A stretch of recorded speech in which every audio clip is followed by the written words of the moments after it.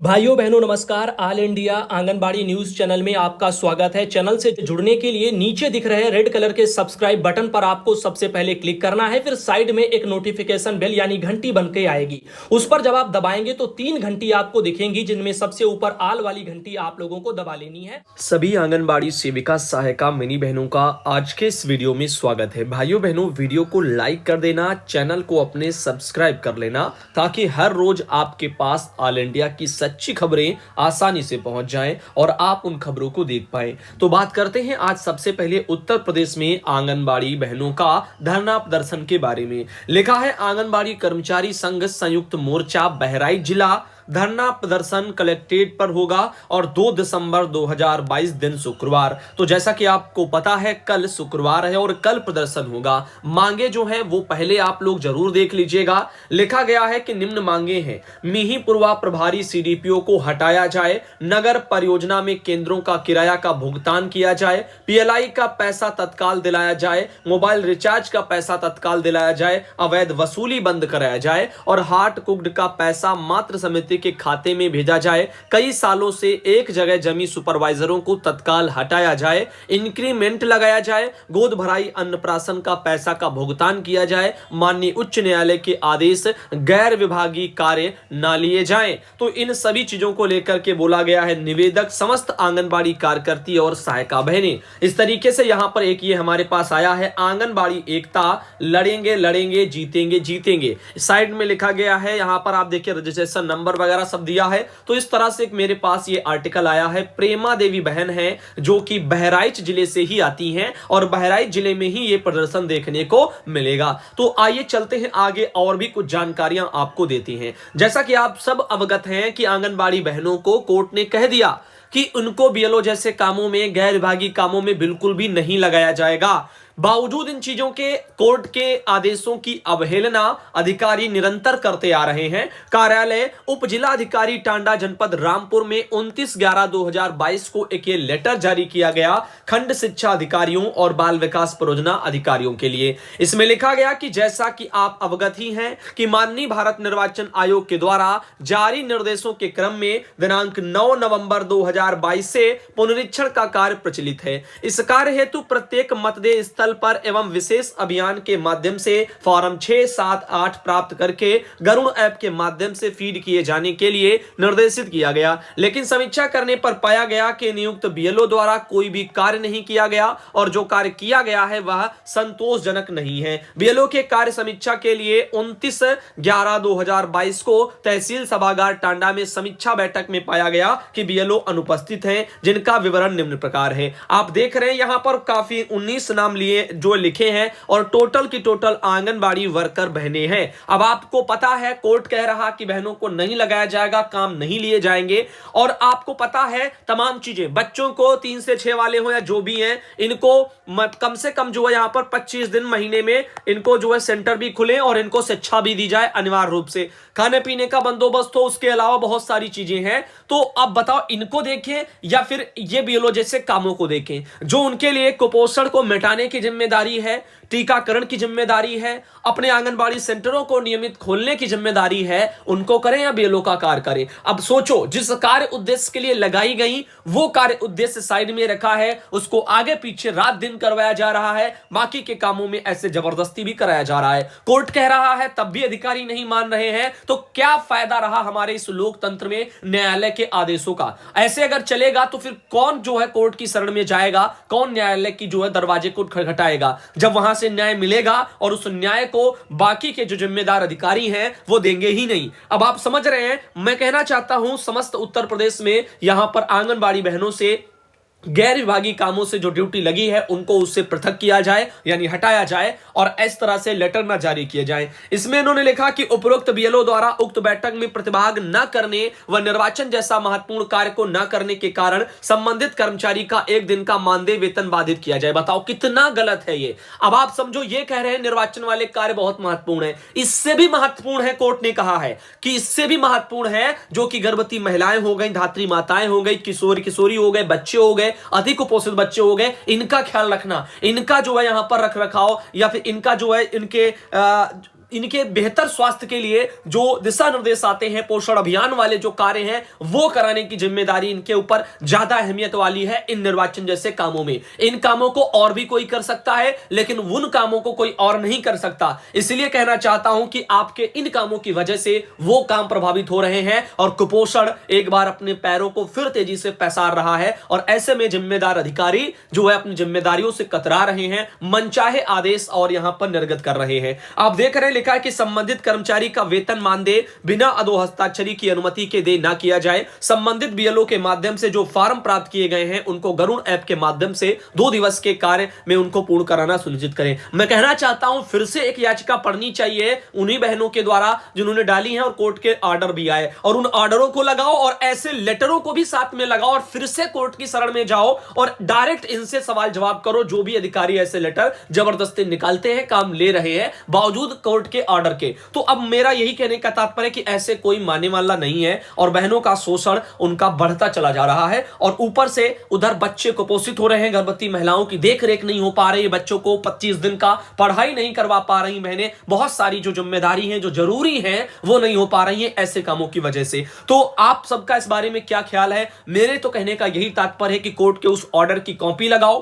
Plus ऐसे लेटरों को लगाओ, डेट भी मेंशन करो कब ऑर्डर दिया कोर्ट ने, और अभी तक ऐसे लेटर फिर भी निकाले जा रहे हैं। यहां तक कि शोषण हो रहा है, मानसिक तनाव बहनों को मिल रहा है, उनका मानदेय तक रोका जा रहा है। अब एक अकेली बहन आखिर 75 कामों को कैसे करेंगी? तो सोचिए और ऐसे लेटरों को लेकर के आगे कोर्ट की शरण में दोबारा बढ़िए ताकि कोर्ट फिर से ऐसे मामलों में कठोर नियम लागू करे और ऑर्डर दे और तब जाकर के कहीं कुछ हो पाए। आगे यूनियनों को भी इस पर हाथ रख करके बैठने की अब जरूरत नहीं है, आगे लड़ो ऐसे मुद्दों पर। जब कोर्ट ने ऑर्डर दिए हैं तो बस ऐसे खाना पूर्ति मत करो, बस आर्टिकल छप गए बस हो गया, फलाने ने किया, ढकाने ने किया, इससे काम नहीं चलेगा। अभी लड़ना है, जितना आपने मेहनत किया है अब उसको सफल तो कम से कम कर ही लो। अब उसके लिए थोड़ा और लड़ लो, थोड़ा और जोर लगा लो, तो शायद जो जिसके लिए जिस उद्देश्य के लिए आपने वो सब किया है बहन ने, और तो वो उनका सार्थक हो पाए।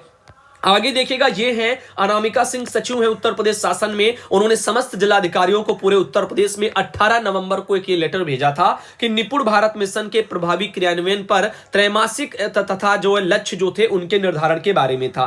अब ऐसे में आप देख रहे हैं यहां पर जो भी बच्चे हैं 3 से 6 साल वाले, उनके लिए कुछ लक्ष्य दे दिए गए थे कि कक्षा 1-2 में जाएगा, उससे पहले जो 3 से 6 वर्ष का जो आंगनबाड़ी का बच्चा है उसको क्या क्या सिखा देना चाहिए, किस लायक बना देना चाहिए, इसके बारे में था। तो जैसा कि आप देख रहे हैं तो ये सारी चीजें, अब बताओ बीएलओ जैसे कामों की वजह से ये सारे काम प्रभावित हो रहे हैं। बच्चों की नींव कमजोर हो रही है, बच्चों का स्वास्थ्य कमजोर हो रहा है, गर्भवती महिलाएं कुपोषित हो रही हैं, एनीमिया की किशोरी जो है वो शिकार हो रही है। अब ऐसे महत्वपूर्ण काम जरूरी है या फिर निर्वाचन के काम जरूरी है? उन निर्वाचन के काम जरूरी है, उनको कोई और भी कर सकता है, लेकिन ये काम और ज्यादा जरूरी है क्योंकि ये किसी के स्वास्थ्य से, किसी के जो है फ्यूचर से जुड़े हुए हैं। तो सोचिए, लेकिन निर्वाचन जैसे काम किसके फ्यूचर से जुड़े हुए हैं?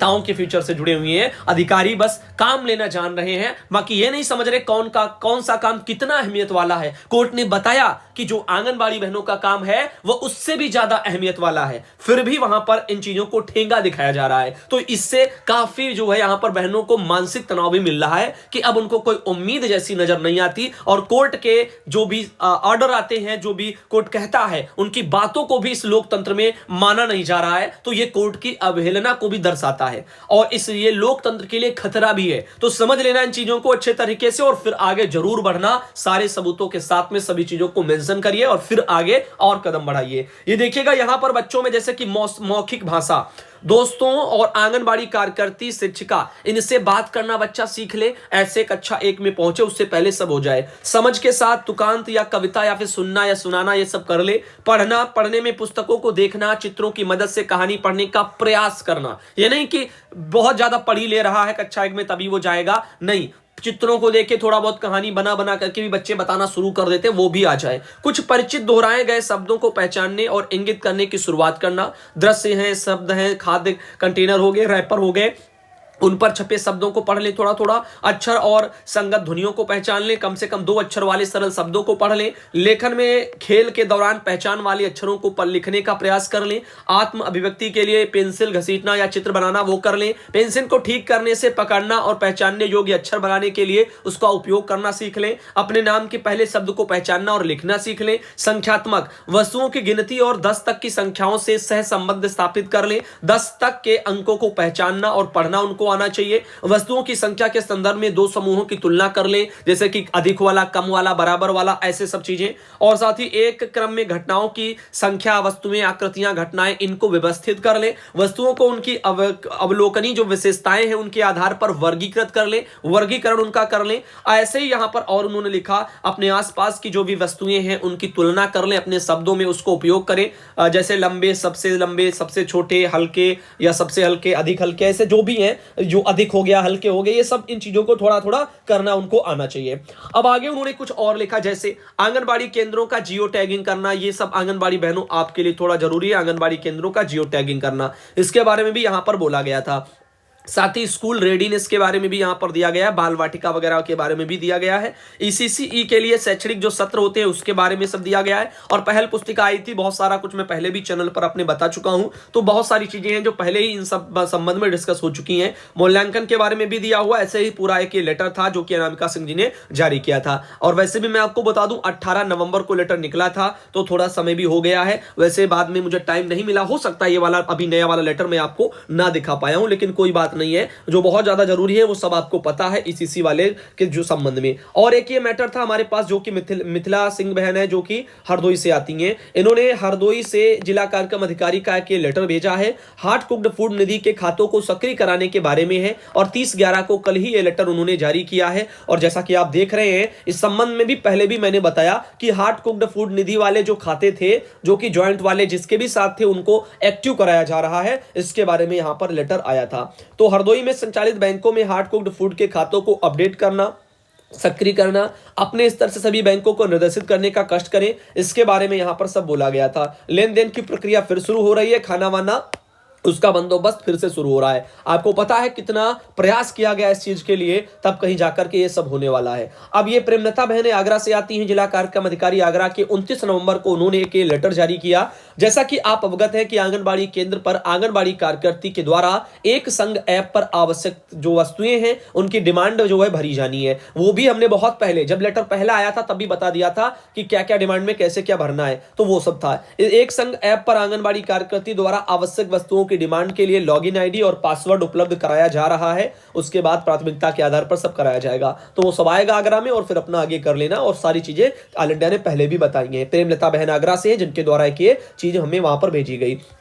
अब एक पीडी अब भेज दी गई, जिसमें सभी जो है सब भेज दिए गए होंगे आगरा में, जो भी पासवर्ड वासवर्ड है, नहीं आए तो आ जाएंगे। गोरखपुर में जीपीओ का एक लेटर आया था 28 मई का, और आप देख रहे हैं यहाँ पर भी आंगनबाड़ी कार्यकर्ती बहनों को जो स्मार्टफोन उपलब्ध कराए गए, उनमें अगर किसी के वहां कोई खराबी है तो वहां पर उसको ठीक करने के लिए यहाँ पर प्रयास किया जाए, जिसके बारे में किया आया था। तो यहाँ पर ये भी एक चीज पर थोड़ा फोकस हो रहा है। और इसके अलावा ये बबली बहन हरदोई से आती है, हरदोई में भी यहाँ पर ये बाल विकास जो अधिकारी हैं, जिले के जिला विकास अधिकारी, उन्होंने 25 नवंबर को एक अजय प्रताप सिंह जी ने लेटर जारी किया था। और इसमें था कि यहाँ पर समस्त ग्राम पंचायत स्तर पर कार्य करने वाले समस्त विभागों के जो कार्मिक हैं उनकी बायोमेट्रिक उपस्थिति सुनिश्चित कराई जाएगी। और उक्त निर्देशों के अनुपालन में आपको निर्देशित किया जाता है कि पंचायत स्तर पर कार्य करने वाले सभी ग्राम पंचायत सचिव, लेखपाल, प्राविधिक निरीक्षक, कृषि व अन्य कृषि विभाग के कर्मचारी, एएनएम, सफाई कर्मी, ग्राम रोजगार सेवक, पंचायत सहायक, आंगनबाड़ी कार्यकर्ती, आंगनबाड़ी सहायिका, आशा बहू आदि लोगों में विभिन्न समन्वय स्थापित करो।